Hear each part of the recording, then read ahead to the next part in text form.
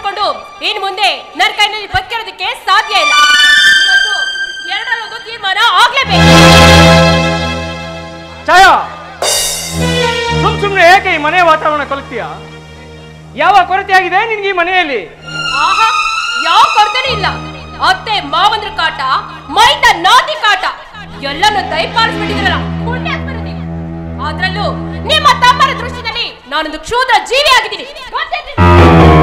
ಛಾಯಾ, ಇದೇ ಮನೆಯಲ್ಲಿ ಹುಟ್ಟಿ ಬೆಳೆದ ನನಗೆ ಈ ನಮ್ಮ ಮನೆಯವರ ಗುಣಗಳು ಗೊತ್ತಿಲ್ವೇನೆ? ನನ್ನ ದೃಷ್ಟಿಯಲ್ಲಿ ಸತ್ಯ ಜೀವಿಗಳಾಗಿರೋ ನನ್ನ ತಂದೆ, ತಾಯಿ, ತಮ್ಮ, ತಂಗಿ ನಿನ್ನ ದೃಷ್ಟಿಯಲ್ಲಿ ಅದೇಕೆ ಕ್ರೂರವಾಗಿ ಕಾಣ್ತಾರೋ? ಅಂದ್ರೆ ನಿಮ್ ಮಾತಿನ ಅರ್ಥ ಅವರೆಲ್ಲ ಒಳ್ಳೆಯವರು, ನಾನ್ ಕೆಟ್ಟವಳು ಅಂತನಾ? ಗೊತ್ತಿತ್ತು ರೀ, ನನಗ್ ಚೆನ್ನಾಗಿ ಗೊತ್ತಿತ್ತು. ನೀವಿದೇ ಮಾತನ್ನ ಹೇಳ್ತೀರಾ ಅಂತ ನನಗ್ ಗೊತ್ತಿತ್ತು. ಯಾಕೆಂದ್ರೆ ಹಾವು ಉದ್ದದ ಕಡೆ ಅರಿಯೋದ್ ಬಿಟ್ಟು ಬೇರೆ ಕಡೆ ಅರಿಯೋದಕ್ಕೆ ಸಾಧ್ಯನಾ? ಈಗ್ಲಾದ್ರೂ ಏನಾಯ್ತು ಹೇಳಿ, ನನ್ನ ತವ್ರ ಮನೆ ಕಳಿಸ್ಬೇಡಿ. ಆಮೇಲಿಂದ ನಿಮ್ಮಪ್ಪ, ಅಮ್ಮ, ತಮ್ಮ, ತಂಗಿ ಜೊತೆ ನೆಮ್ಮದಿಯಾಗಿರೋರಂತೆ. ಛಾಯಾ, ಛಾಯಾ, ಬೆಳಿಗ್ಗೆಯಿಂದ ದುಡಿದು ಆಫೀಸಲ್ಲಿ ಸಾಕಾಗಿ ಮನೆಗೆ ಬಂದಿದ್ದೇನೆ ಕಣೆ. ಇಂತಹ ಸಮಯದಲ್ಲಿ ನನ್ನ ತಲೆ ಕೆಡಿಸ್ಬೇಡ. ನೋಡು, ಇನ್ನೆರಡು ವರ್ಷ ಈ ಮನೆ ವಾತಾವರಣಕ್ಕೆ ಹೊಂದ್ಕೊಂಡೋಗು. ಅಷ್ಟರಲ್ಲಿ ರಘುವಿನ ಶಿಕ್ಷಣ ಕೂಡ ಮುಗಿಯುತ್ತೆ. ಆ ನಂತರ ಅವನಿಗೆ ಒಂದು ನೌಕರಿ ಅಂತ ದೊರಕ್ಬಿಟ್ರೆ ನೀನ್ ಇಚ್ಛೆಯಂತೆ ಬೇರೆ ಆಗೋದಕ್ಕೆ ಅವನು ಒಪ್ಕೊಳ್ತಾನೆ. ಅಲ್ಲಿಯವರೆಗೂ ಶಾಂತಿ ತಾಳು ಚಿನ್ನ. ನೋಡಿ, ನಿಮ್ ಬಣ್ಣ ಮಾತು ನನಗ್ ಬೇಕಾಗಿಲ್ಲ. ಈ ಮನೆಯಲ್ಲಿ ನಾನು ತೃಪ್ತಿಯಾಗಿರ್ಬೇಕು ಅಂದ್ರೆ ಎಲ್ರು ನಾನ್ ಹೇಳ್ದಾಗೆ ಕೇಳ್ಕೊಂಡು ಬಿದ್ದಿರ್ಬೇಕು. ಇಲ್ಲ ನಾವು ಬೇರೆ ಮನೆ ಮಾಡ್ಬೇಕು ಅಷ್ಟೇ. ಅಶಾಂತತೆ ಅಪಸ್ವರ ನುಡಿಸೋದು ಒಳ್ಳೆಯದಲ್ಲ. ನಿನಗೆ ಎಚ್ಚರಿಸಿ ಹೇಳ್ತಾ ಇದ್ದೀನಿ, ನಾನು ಹೇಳ್ದಂತೆ ಕೇಳ್ಕೊಂಡಿರ್ಬೇಕಾದ್ದು ನಿನ್ನ ಕರ್ತವ್ಯ. ನಾನದಕ್ಕೆ ಇಲ್ಲ ಅಂತ ಹೇಳಿಲ್ವಲ್ರಿ? ಗಂಡನಾಗಿ ನೀವೇನು ಅದನ್ನ ನಾನು ಖಂಡಿತ ಪಾಲಿಸ್ತೀನಿ. ಆದ್ರೆ ಈ ಮನೆ ದೊಡ್ಡವರು ಚಿಕ್ಕವರು ಹೇಳ್ದಂಗೆಲ್ಲ ಕೇಳ್ಕೊಂಡು ಬಿದ್ದಿರೋದಕ್ಕೆ ನನ್ಗೆ ದರ್ದ್ ಬಂದಿಲ್ಲ. ನಮ್ಮಪ್ಪ ಕೋಟ್ಯಾಧಿಪತಿ, ಕೇಳಿದಷ್ಟು ವರದಕ್ಷಿಣೆ ಬಿಸಾಕಿದ್ರೆ ನನ್ನನ್ನ ಮಹಾರಾಣಿ ರೀತಿ ನೋಡ್ಕೊಳ್ಳೋ ಮನೆಗಳು ನನ್ನ ಮನೆ ಮುಂದೆ ಕ್ಯೂನಲ್ಲಿ ನಿಂತಿತ್ತು. ಆದ್ರೆ ನೀವೇನು ಮಹಾ ಗುಣವಂತರ ಅಂತ ತಿಳ್ಕೊಂಡು ನಿಮ್ಮಂತ ಭಿಕಾರಿ ಮನೆ ಕೊಟ್ಟು ಏನೇ ಸಿರಿತನದ ಮತದಲ್ಲಿ ಬೆಳೆದ ನಿನ್ಗೇನೋ ಭಿಕಾರಿಗ ತರ್ಕಂತೀವ? ಓಟೋಗೆ ಈ ನಿನ್ ಮನೆಯಿಂದ.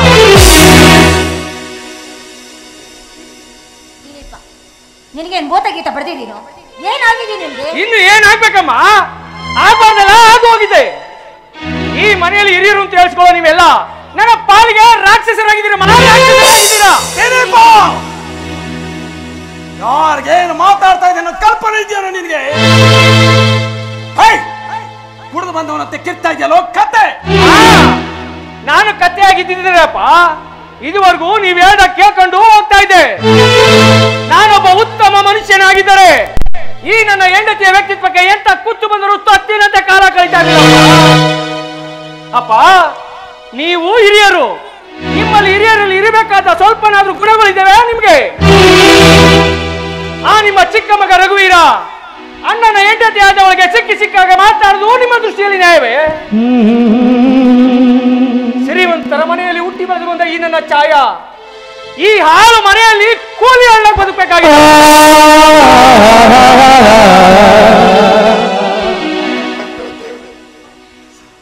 ಪ್ರಶಾಂತತೆಯ ಕ್ಷೀರ ಸಾಗರದಲ್ಲಿ ತೆರೆಯ ನೆಬ್ಬೆಲಿಸುವ ಉದ್ಭವಿಸಿ ಬಂದಡೆ ಈ ಮಾಯೆ.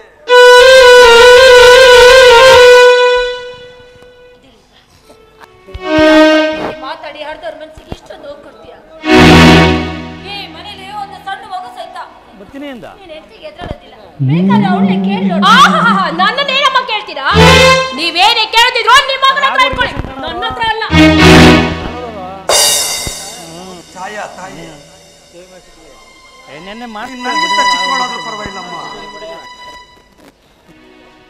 ನಿನ್ನ ಕೈ ಮುಗಿದು ಬೇಡ್ಕೋತೀನಿ.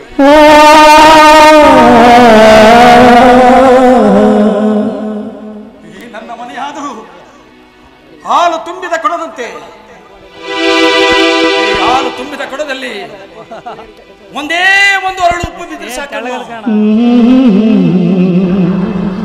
ಕ್ಷಣಾರ್ಧದಲ್ಲಿ ಹಾಲೆಲ್ಲ ಕೆಟ್ಟೋಗುತ್ತೆ.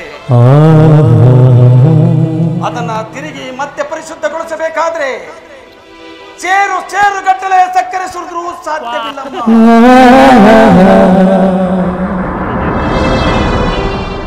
ಈ ರಾಮಜ್ಜನ ಮನೆ ಏಕಸ್ಥ ಮನೆತನ, ಹಾಲು ತುಂಬಿದ ಕೊಡದಂತೆ. ಈ ಹಾಲು ತುಂಬಿದ ಕೊಡದಲ್ಲಿ ನಿನ್ನ ದುರ್ಬೋಧನೆ ಎಂಬ ವಿಷ ಬೆಚ್ಚಕ್ಕೆ ಮುಂಚೆ ನಿನ್ನ ಮನಸ್ಸನ್ನ ಕೇಳಿ ನೋಡುತ್ತಾಯಿ. ಅದಕ್ಕೆ ನಿನ್ನ ಮನಸ್ಸು ಒಪ್ಪುತ್ತಾ ಅಂತ ಯಾವುದಕ್ಕೂ ದುಡುಕ್ಬಾರ್ದು.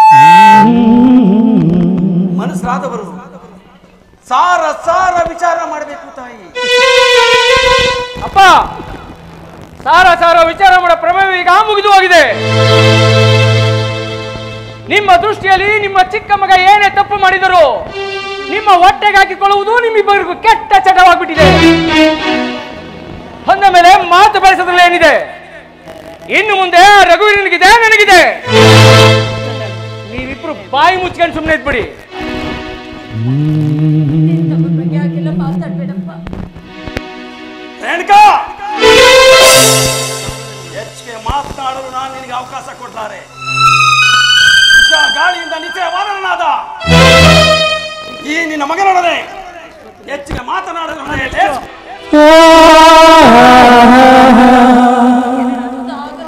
ರೇಣುಕಾ, ನಡಿ ಹೊರಗಡೆ ಎಂದ.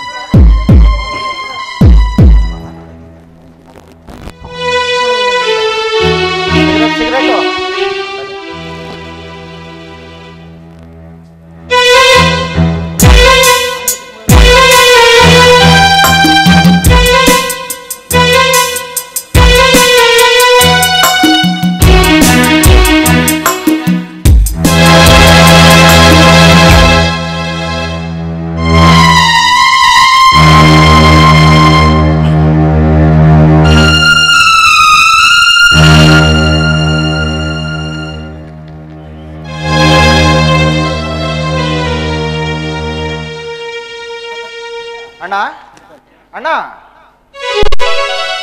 ಯಾಕಪ್ಪ? ಏನಾಗ್ಬೇಕಾಗಿದೆ ಈ ನಿನ್ನ ಅಣ್ಣನಿಂದ? ಅಣ್ಣ, ಈ ಎಕ್ಸಾಮ್ ಫೀಸ್ ಕಟ್ಟೋದಕ್ಕೆ ಇವತ್ತೇ ಕೊನೆ ದಿನ ಅಂತ ಪ್ರಿನ್ಸಿಪಾಲ್ ಹೇಳಿದ್ರು.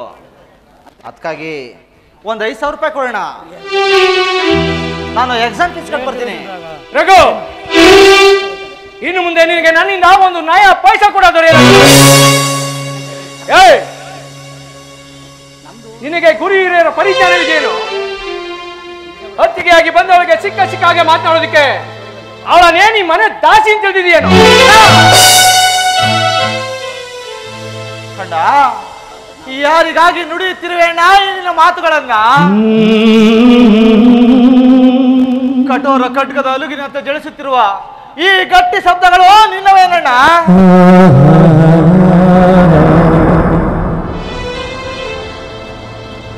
ಏಯ್, ಸಾಕ್ ಮಾಡೋ ಈ ನೀನು ವಾಕ್ಪಂಡಿತವನ್ನ. ನಾನಿಲ್ಲದ ಸಮಯದಲ್ಲಿ ನೀನು ನಿನ್ನ ಅತ್ತಿಗೆಗೆ ಹೇಗೆ ಗೌರವ ಕೊಡ್ತೀಯ ಅಂತ ನಾ ಎಲ್ಲ ಕೇಳಿ ತಿಳ್ಕೊಂಡಿದ್ದೀನಿ.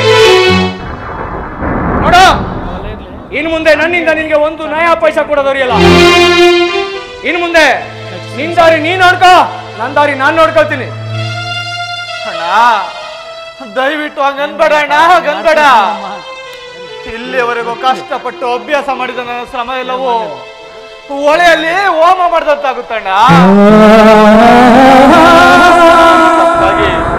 ಒಂದು 5,000 ರೂಪಾಯಿ ಕೊಡೋಣ. ನನ್ನ ಪರೀಕ್ಷೆ ಮುಗಿದ್ಮೇಲೆ ಎಲ್ಲಿಯಾದ್ರೂ ಕೂಲಿ ಮಾಡಿ ಆದ್ರೂ ಈ ನಿನ್ನ ಋಣ ತೀರಿಸ್ತೀನಣ್ಣ. ಅಣ್ಣ, ಈ ಸಂದರ್ಭದಲ್ಲಿ ಮಾಡಿದ ಸಹಾಯವನ್ನ ನನ್ನ ಜನ್ಮ ಜನ್ಮಾಂತರದಲ್ಲೂ ಮರಿದಿಲ್ಲ ಅಣ್ಣ, ಮರಿದಿಲ್ಲ. ಪ್ರತಿ ತಿಂಗಳು ಚಿಲ್ಲರೆ ಖರ್ಚಿಗಾಗಿ ಅಂದ್ರೆ ಈ ಸಿಗರೇಟ್ ಅನ್ನು ಸೇದಿ ಬೂದಿ ಮಾಡೋದಕ್ಕೆ ಉಪಯೋಗಿಸುವ 5,000 ರೂಪಾಯಿನ ಈ ನಿನ್ನ ತಮ್ಮನಿಗೆ ಸಾಲವನ್ನಾಗಿ ಎದುರ್ಕೊಳ್ಳೋಣ. ನೀನು ಕಾಲು ಇಟ್ಕೊಳ್ತೀನಣ್ಣ. ನನ್ನ ಮೇಲೆ ಕರುಣೆ ತೋರೋಣ, ಕರುಣೆ ತೋರು.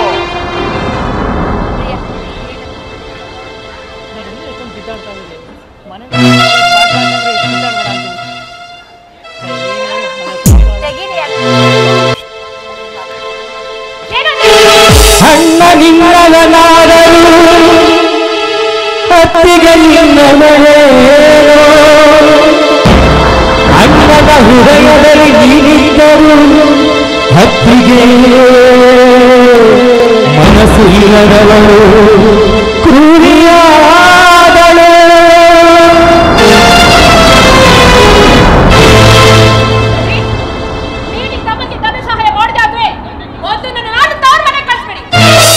ಯಾಕೆಂದ್ರೆ ನನಗೆ ಕೇಳ್ ಬಯಸೋ ಈ ದ್ರೋಹಿಗೆ ಸಹಾಯ ಮಾಡಿದ ನೋಡ್ಕೊಂಡು ಸುಮ್ಮನಿರೋದಕ್ಕೆ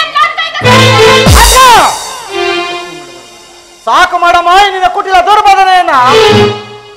ನನ್ನ ಅಣ್ಣನ ಮನವು ಕೆಟ್ಟು ಹಾಳಾಗುವುದಕ್ಕೆ ನಿಮ್ಮ ದುಷ್ಟ ಸ್ವಭಾವ ಕಾರಣವನ್ನು ನಾವು ಚೆನ್ನಾಗಿ ಬಲ್ಲ. ನೀ ಬರುವ ಪೂರ್ವದಲ್ಲಿ ಆದರ್ಶ ಬಂಧುಗಳಾಗಿದ್ದ ನಾವು ಈ ಬಂದ ಕೂಡಲೇ ಕಡು ವೈರಿಗಳಾಗಬೇಕಾದ್ರೆ ನಿನ್ನ ಕಾರ್ಯಸ್ಥಾನ ಬೇಕು. ಕುಲಂಗನೆಯಾಗಿ ಬಂದ ಕುಲೋದ್ಧಾರ ಮಾಡುವ ಬದಲಾಗಿ ಕಲಿ ಸತ್ಯ ಹುಟ್ಟಿಸುವ ಈ ನಿನ್ನ ಕುಲಗಡೆ ಸ್ವಭಾವವನ್ನು ನನಗೆ ಬೇಸರಾಗ್ತಿದೆ ಅಮ್ಮ. ನಾನಿರುವಾಗಲೇ ಇಷ್ಟೊಂದು ಕೀಳ ಕಾಣ್ತಾ ಇರೋ ನೀನು ಇನ್ನು ನಾನು ಇಲ್ಲದಿದ್ದಾಗ ಅದೆಷ್ಟು ಉದ್ಘಾಟನೆಯಿಂದ ಒಟ್ಟಿಗೆ ಹೊರಟೋಗೋ ಈ ನನ್ನ ಮನೆಯಿಂದ. ನನ್ನ ಮನೆ ಅನ್ನವನ್ನುಂಡು ನನ್ನ ಹೆಂಡತಿಗೆ ಬಿರುನುಡಿ ಆಡೋದಕ್ಕೆ ನಾಚಿಕೆ ಆಗಲ್ವೇ ನನಗೆ? ದಿಲೀಪ, ಏನೇ ನೀನು ವರ್ತನೆ? ಹೌದು, ನೀನು ನಾನು ಕೊಟ್ಟ ಮಾತನ್ನ ಎಷ್ಟು ಬೇಗ ಮರ್ತ್ಬಿಟ್ಯ. ಅವನಿಗೆ ಹಣ ಸಹಾಯ ಮಾಡ್ತೀನಿ ಅಂದಿಲ್ಲ, ಆಪತ್ ಬಂದು ಅದ ನೀನು ಆಪತ್ ಕಾಲದಲ್ಲಿ ಹಣ ಸಹಾಯ ಮಾಡ್ಲಿಲ್ಲ ಅಂದ್ರೆ ಮತ್ತೆ ಯಾರು ಮಾಡ್ತಾರೆ? ಅವನು ನಿನ್ನ ಹತ್ರ ಸಾಲವಾಗಿ ಬೇಡ್ತಾ ಇದ್ದಾನೆ. ನೀನು ತಮ್ಮ ಹೇಳ್ತೀನಿ, ಅವ್ರು ಕೇಳ್ತಾರ ಹಣನ ಕೊಟ್ಟು ಪುಣ್ಯ ಕಟ್ಕೊಳ್ಳು. ಅಮ್ಮ, ಇಂದಿನಿಂದ ಆತ ನನ್ನ ಬಂಧು ಅಲ್ಲ, ಮಾತಾಡು ವೈರಿ. ನಾನು ಸತ್ರು ಸಹ ಹಣ ಸಹಾಯ ಮಾಡಲಾರೆ. ಅಮ್ಮ, ಈ ನಿನ್ನ ಚಿಕ್ಕ ಮಗನ ಮೇಲೆ ನಿನ್ಗೆ ಅಷ್ಟೊಂದು ಪ್ರೀತಿ ಪ್ರೇಮ ಮಮಕಾರ ಇದ್ರೆ ಎಲ್ಲಿಯಾದರೂ ಬೀದಿಯಲ್ಲಿ ಬೀಡಿ ಭಿಕ್ಷೆ ಬೇಡಿ ತಂದ್ಕೊಳಮ್ಮ ಈ ನಿನ್ನ ಚಿಕ್ಕ ಮಗನಿಗೆ. ನನ್ನ ದುಡಿಮೆಯ ಕೂತಿದ್ದು ಸೊಕ್ಕು ಬಂದಿದೆ ಅಮ್ಮ, ಸೊಕ್ಕು. ನನ್ನದೆಂದು ಎದೆ ಉಬ್ಬಿಸಿ ದುಡಿಮೆಯ ಪರಿಮಿಡಿಯ ಪುಟಗಳ ತಿರುಗಿ ನೋಡು. ನಿನಗೊಂದು ದೊಡ್ಡ ನೌಕರಿ ಸಿಗಬೇಕಾದ್ರೆ ಅದ ಪರಿಶ್ರಮ ಹಿನ್ನೆಲೆ ಯಾರದು ಎಂದು ನೀನು ದುಡಿಮೆಗೆ ನಿಂತಿದ್ದು ಕೇವಲ 6 ತಿಂಗಳು ಮಾತ್ರ. ಅದರಲ್ಲಿ ನಿನ್ನ ತಮ್ಮ ರಘುವಿಗೆ ಮಾಡುವುದು ಕೇವಲ 2 ತಿಂಗಳು ಮಾತ್ರ. 2 ತಿಂಗಳಲ್ಲಿ ಮಾಡಿದ ಸಹಾಯವನ್ನು ಅಂಗಿಸ್ತಿರುವ ನಿನಗೆ ಅಖಂಡ 7 ವರ್ಷಗಳ ಪರ್ಯಂತ ತನ್ನ ಶ್ರಮದ ಬೆವರು ಸುರಿಸಿ ದುಡಿಮೆಯ ಬಂಧುವಿನ ಸದುಪಕಾರದ ತೀರ ಮಾತ್ರವಾದರೂ ಇದೆಯೋ ನಿನಗೆ? ನಿನ್ನಂತ ಕೃತಜ್ಞ ಮಗನನ್ನು ನನ್ನ ಮಗ ಅಂತ ಹೇಳ್ಕೊಳ್ಳೋದಕ್ಕೆ ನಾಚಿಕೆ ಆಗ್ತಾ ಮುಚ್ಚಪ್ಪ. ಛಾಯಾ ಡಾರ್ಲಿಂಗ್, ಈ ಮನೆಯಲ್ಲಿ ಈ ಮುದಿ ಗೂಬೆಗೋದು ಈ ದರಿದ್ರ ತಮ್ಮಂದು ಇದ್ದದಕ್ಕೆ ನಡಿಯೇ ಸಿಕ್ಕಾಪಟ್ಟೆ ಬೇಜಾರಾಗ್ತಾ ಇದೆ. ಯಾವ್ದಾದ್ರು 5 ಸ್ಟಾರ್ ಹೋಟ್ಲಲ್ಲಿ ಊಟ ಮಾಡ್ಕೊಂಡು ಒಳ್ಳೆ ಸಿನಿಮಾ ನೋಡ್ಕೊಂಡು ಬರೋಣ. ಬರೇ ಹೋಗೋಣ. ಸರಿ ಬನ್ನಿ ಅಣ್ಣ.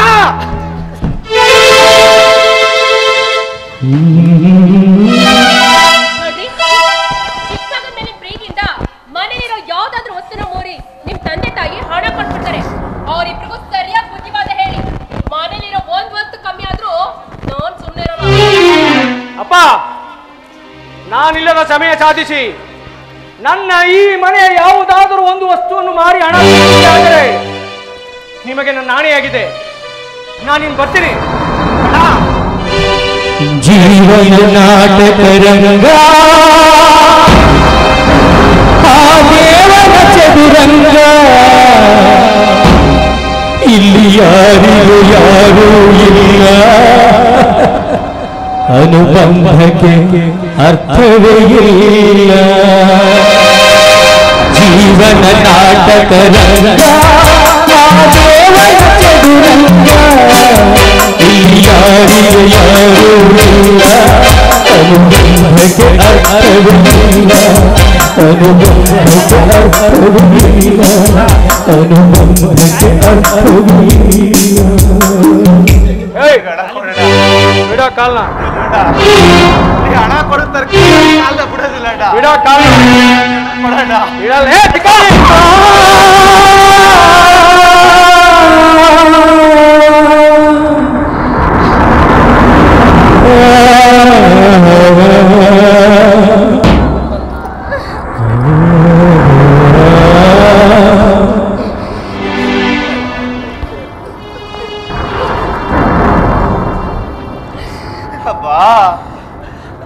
ಶ್ರಮಕ್ಕೆ ಅಡ್ಡದಿಂದ ಸಿಕ್ಕ ಪ್ರತಿಫಲ ಇದೆ ನಮ್ಮ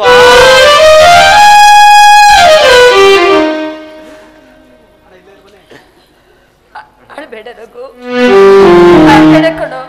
ನೀನ್ ಈ ರೀತಿ ನೊಂದು ಕಣ್ಣೀರಾಗ್ತದೆ, ಅದು ತಡ್ಕೊಳ್ಳೋ ಶಕ್ತಿ ಈ ತಾಯಿಗಿಲ್ಲಪ್ಪ, ತಾಯಿಗಿಲ್ಲ ಕಣೋ. ವಜ್ರಘಾತದಿಂದ ಉದ್ಭವಿಸಿದ ದುಃಖದ ಸೆಲೆಯು ಸಾರೆ ಎಂಬ ಕಟ್ಟೆ ಹೊಡೆದು ಹೊರ ಸೂಸ್ತಿದೆ ಎಂಬ ಕಣ್ಣೀರ ತಾರೆಯಿಂದ ಅಣ್ಣನ ಶಿಕ್ಷಣಕ್ಕಾಗಿ ತನ್ನ ಮನವನ್ನೇ ಸವಿಸಿದರು. ಅದೇ ಅಣ್ಣನಿಂದ ನನ್ನ ಆಪತ್ಕಾಲದಲ್ಲಿ ಕೇವಲ 5,000 ರೂಪಾಯಿ ದೊರೆಯಲಿಲ್ಲ ಅಂದ್ರೆ ಅದೆಷ್ಟು ಕ್ರೂರವಾಗಿದೆಯಪ್ಪ ಈ ನನ್ನ ದೈವ.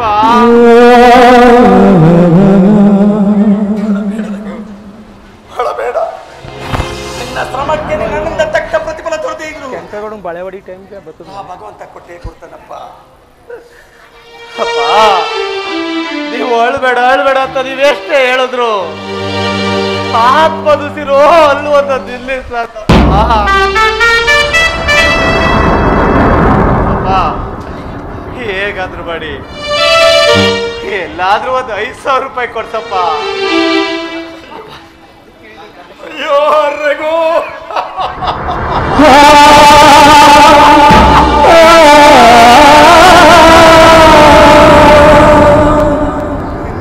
ಜಾಣ ಮಗ ನನ್ನಂತ ದರಿದ್ರ ಒಂಟಿಯಲ್ಲಿ ಮುಟ್ಟಿಸಬಾರ್ದಾಗಿತ್ತಪ್ಪ.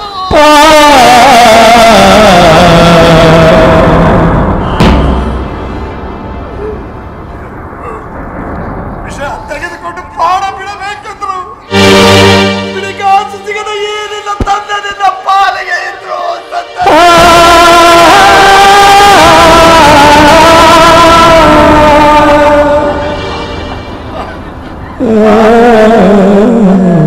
ಮಗನ ಭವಿಷ್ಯಕ್ಕಾಗಿ ತಂದೆಯನ್ನ ನೀನೇ ಸಹಾಯ ಮಾಡ್ದ ಹೋದ್ರೆ ಮತ್ತೆ ಯಾರಪ್ಪ ನನಗೆ ಸಹಾಯ ಮಾಡ್ತಾರೆ?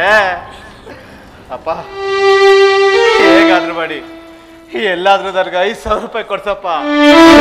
ನೀ ಹಣ ಕೊಡೋ ತನಕ ನಾನು ಕಾಲ ಬಿಡೋದಿಲ್ಲಪ್ಪ.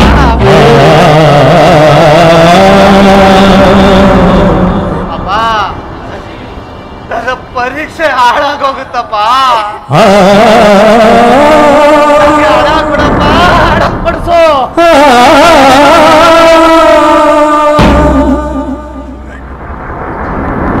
ಏನು ಮಾಡಿ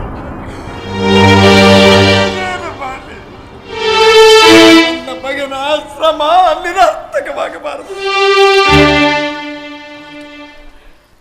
ಹೌದು, ಹೇಗಾದ್ರೂ ಮಾಡಿ ಕುಣಿಸ್ಲೇಬೇಕು, ಹಣ ಕಟ್ಟಲೇಬೇಕು. ಹಾಗಾದ್ರೆ 5,000 ರೂಪಾಯಿ ಹಣ ಎಲ್ಲಿಂದ ತರಲಿ? ಇದೆ ಇದೆ. ಅಪ್ಪ, ನಾನಿಲ್ಲದ ಸಮಯ ಸಾಧಿಸಿ ನನ್ನ ಮನೆ ಯಾವುದಾದರೂ ಒಂದು ವಸ್ತುವನ್ನು ಮಾರಿ ಈ ನೀಚನಿಗೆ ಹಣ ಕೊಟ್ಟಿದೆ ಆಯ್ತು, ನಿಮಗೆ ನಾನೇ ಆಗಿದೆ.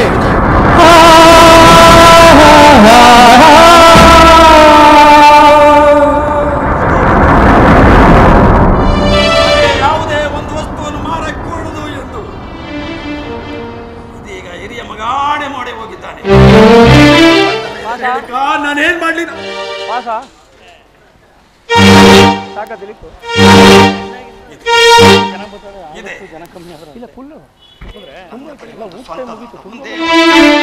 ಅವಕಾಶ ಕೊಡಬೇಕು. ಮಾರಿ ನನ್ನ ಮಗನಿಗೆ ಪರೀಕ್ಷೆ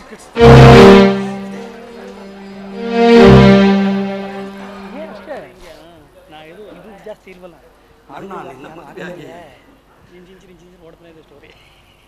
ಸುಮಾರು 8 ವರ್ಷಗಳಾಗಿರ್ತದೆ. ಆ ಮಾತಿಗೆ 30 ವರ್ಷ ಕಳೆದಿರ್ಬೋದು ಅಂದ್ರೆ ಅಂದಿನಿಂದ ಇಂದಿನವರೆಗೂ ನಾನು ನಿನ್ನ ಬಳಿ ಏನಾದರೂ ಕೇಳಿದೆ? ಇಲ್ಲ ರೀ, ಏನು ಕೇಳಿಲ್ಲ. ನಿನ್ನ ಬಳಿ ಒಂದು ವಸ್ತುವನ್ನು ಕೇಳ್ತೀನಿ, ಇಲ್ಲಾಂದ್ರೆ ಮಾತು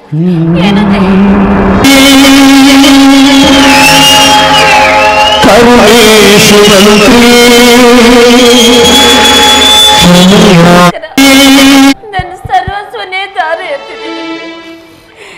ಯಾವತ್ತು ನಿಮ್ಮ ಕೈ ತಾಳಿ ಕಟ್ಟಿಸ್ಕೊಟ್ಟು ಈ ಮನೆ ಹೊಸ ಮೆಟ್ಟಿದ್ದು ಆವತ್ತಿಂದ ನಿಮ್ಮ ಕಷ್ಟ ಸುಖದಲ್ಲಿ ಭಾಗಿಯಾಗಬೇಕಾದ್ರೆ ಹೆಂಡತಿ ಅದು ನನ್ನ ಧರ್ಮ. ನಿಮಗೋಸ್ಕರ ನನ್ನ ಪ್ರಾಣ ಕೊಡಕ್ಕೆ ತರಿಸಿದ್ದು.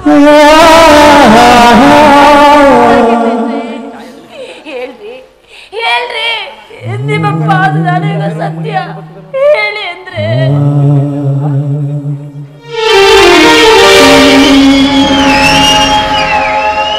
ಕರುಣೇಶ್ವರಂತ್ರಿ ಕ್ಷಮಿಯಾಗದಿಗೆ ಭೂಜೇಶ್ವರಾತ ಶ್ರೀಯೇಶ್ವರಂಗ ಶ್ರೀಯೇಶ್ವರಂಗ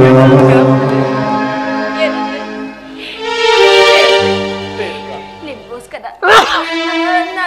ನಾನು ಏನ್ ಮಾಡ್ಬೇಕು ರೀ?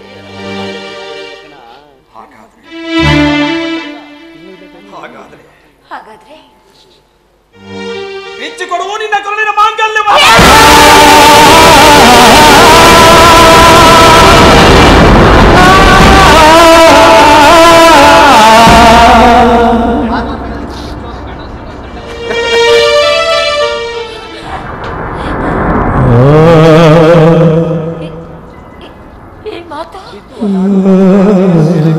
ಈ ಮಾತು ನೀವ್ ಹೇಳ್ತಾ ಇದ್ದೀರ?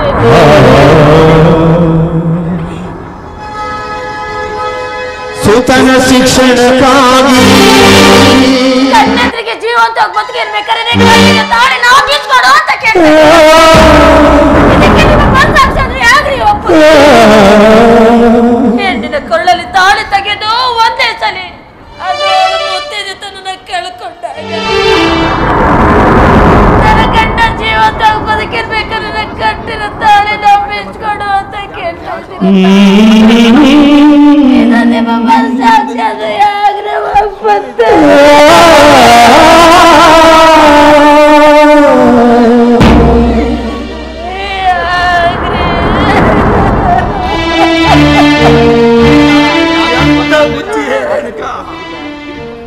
ಮಾಂಗಲ್ಯಾಧಿಪತಿಯಾದ ನಾನೇ ನಿನ್ನ ಕೋಳಿಗೆ ಆತ್ಮ ಮಾಂಗಲ್ಯವನ್ನು ಈ ಚಿನ್ನದ ಚೂರಿಂದ ನಿನ್ಗೆ ಏನಾಗಬೇಕಾಗಿದೆ? ಭಾರತ ಆದರ್ಶ ತಾಯಿಯೋರ್ವಳು ತನ್ನ ಮಗನ ಉನ್ನತ ಶಿಕ್ಷಣಕ್ಕಾಗಿ ಕೋಳಿನ ಮಾಂಗಲ್ಯವನ್ನೇ ಬಿಚ್ಚಿಕೊಟ್ಟಳು ಎಂಬ ನಿನ್ನ ಕೀರ್ತಿ ಪ್ರಪಂಚದಲ್ಲಿ ಅಜರಾಮಾರವಾಗಿ. ಬಿಚ್ಚಿಕೊಡು ಕೋಳ ಮಾಂಗಲ್ಯವನ್ನ.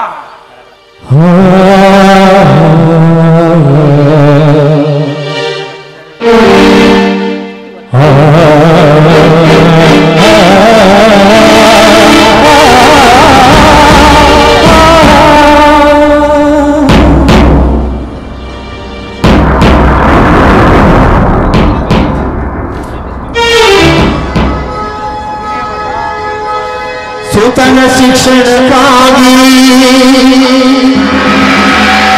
ಪತಿಯಾಜ್ಞೆಗನುಸರಿಸಿ ಸತಿಧರ್ಮ ಪಾಲಿಸುತ್ತ ಸುತನಿಗೆ ನೀಡುವನು ಕೊರಳ ಮಾಂಗಲ್ಯ ಕೊರಳ ಮಾಂಗಲ್ಯ.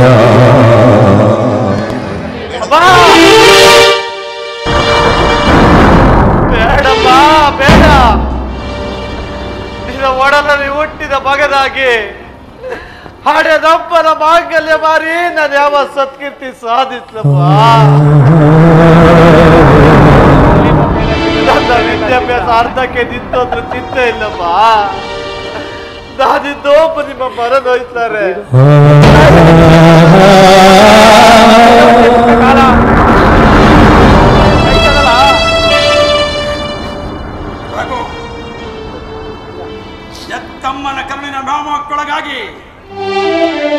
ನಿನ್ನ ಶಿಕ್ಷಣವನ್ನು ಅಪೂರ್ಣ ಮಾಡಿಕೊಂಡಿದೆಯಾದರೆ ನಿನ್ನ ಎತ್ತಮ್ಮನ ಆಣೆಯಾಗಿದೆ.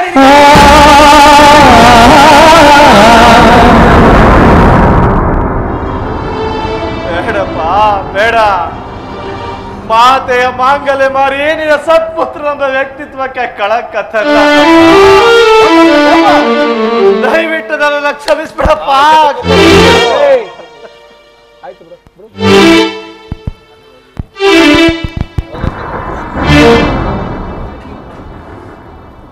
ನೀನು ಈ ಮಾಂಗಲ್ಯವನ್ನ ತೆಗೆದುಕೊಳ್ಳದಿದ್ದ ಮಾತ್ರಕ್ಕೆ ನೀನು ನನ್ನ ಸತ್ಪುತ್ರನಾಗಲಾರೆ ಎಂದು ನೀನು ಈ ತೆಗೆದುಕೊಳ್ಳುವ ಮಾಂಗಲ್ಯಕ್ಕೆ ಪ್ರತಿಯಾಗಿ ದೊಡ್ಡ ಪದವೀಧರನಾಗಿ ರತ್ನ ಮಾಂಗಲ್ಯವನ್ನು ಮಾಡಿಕೊಂಡು ಬಂದು ನಿನ್ನ ಎತ್ತಮ್ಮನ ಕೊನೆಗೆ ಕಟ್ಟಿಸುವೆಯೋ ಅಂದೇ ಒಪ್ಪಿಕೊಳ್ಳುವೆ ನೀನು ನನ್ನ ಸತ್ಪುತ್ರ.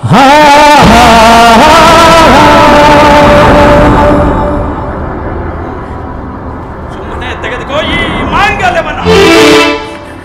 ಅಯ್ಯೋ ಭಗವಂತ, ಪ್ರಪಂಚದಲ್ಲಿ ಯಾವ ಮಕ್ಕಳಿಗೂ ಬರಬಾರ್ದಪ್ಪ ಇಂಥ ಪರಿಸ್ಥಿತಿ. ಅಬ್ಬ ಅಬ್ಬ, ನಿನ್ನ ಕರುಳ ಬಳ್ಳಿಯಲ್ಲಿ ಜನಿಸಿದ ಈ ನಿನ್ನ ಮಗ ಇಂದು ನಿನ್ನ ಮಾಂಗಲ್ಯವನ್ನೇ ಪಡ್ಕೊಂಡ. ಈ ಪಾಪಿ ಮಗನನ್ನ ಕ್ಷಮಿಸ್ಬಿಡಮ್ಮ, ಕ್ಷಮಿಸ್ಬಿಡು.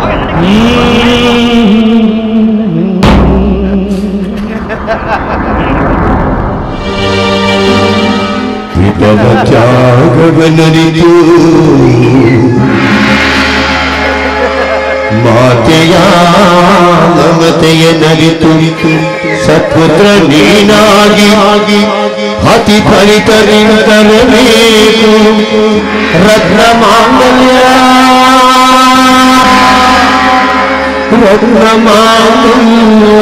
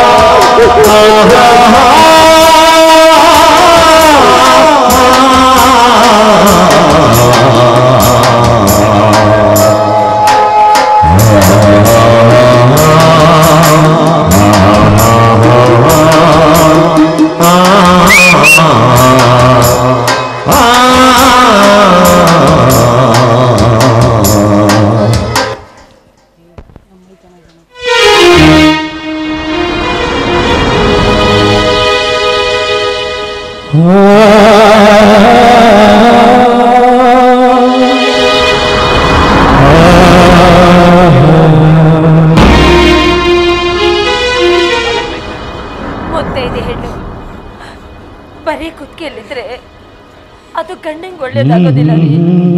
ನನಗೆ ಚಿನ್ನ ಚೊರೆ ಬೇಕಾಗಿಲ್ಲ ಅಂದ್ರೆ ಅಷ್ಟು ದಾರ ಕುತ್ತಿಗೆಯಲ್ಲಿದ್ರು ನಾನು ಮುತ್ತೈದೇನೆ ರೀ, ನಾನು ಮುತ್ತೈದೇನೆ ರೀ, ನಾನು ಮುತ್ತೈದೇನೆ.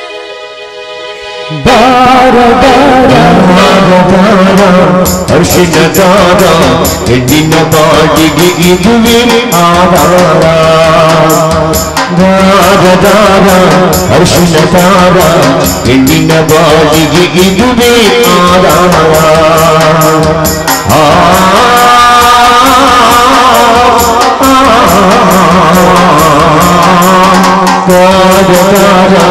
ಅರ್ಶಿನ ದಾರ ಹೆಣ್ಣಿನ ಬಾಡಿಗೆ ಇದುವೆ ಆಧಾರ.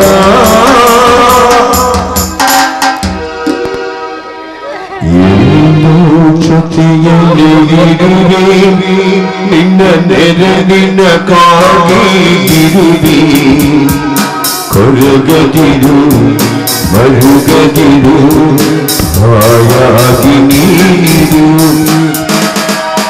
ಎಂದೋ ಜೊತೆಯಲ್ಲಿ ಇರುವೆ ನಿನ್ನ ಉಸಿರಲ್ಲಿ ಉಸಿರಾಗಿರುವೆ.